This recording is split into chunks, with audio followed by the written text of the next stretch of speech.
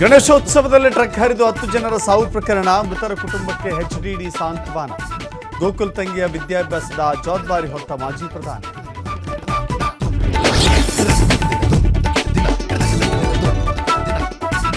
ಗಣೇಶ ಮೆರವಣಿಗೆ ವೇಳೆ ದುರಂತ ಪ್ರಕರಣ. ಟ್ರಕ್ ಚಾಲಕ ಭುವನೇಶ್ಗೆ ಮುಂದುವರೆದ ಚಿಕಿತ್ಸೆ.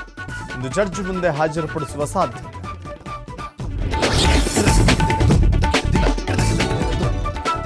ವಿಶ್ವವಿಖ್ಯಾತ ನಾಡಹಬ್ಬ ದಸರಾ ಉತ್ಸವ.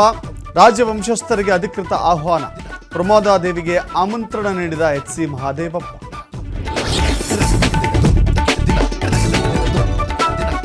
ಏಷ್ಯಾ ಕಪ್ ಕ್ರಿಕೆಟ್ ಟೂರ್ನಿಯಲ್ಲಿ ಭಾರತ ಪಾಕ್ ಹಣಾಹಣಿ. ದುಬೈ ಅಂತಾರಾಷ್ಟ್ರೀಯ ಕ್ರೀಡಾಂಗಣದಲ್ಲಿ ಪಂದ್ಯ. ಹೈ ವೋಲ್ಟೇಜ್ ಮ್ಯಾಚ್ಗೆ ಬಹಿಷ್ಕಾರದ ಬಿಸಿ.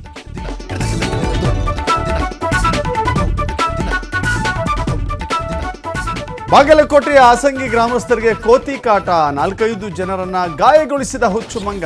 ಕೋತಿಯನ್ನ ಹಿಡಿಯಲು ಪಂಚಾಯಿತಿ ಸಿಬ್ಬಂದಿ ಕಾರ್ಯಾಚರಣೆ.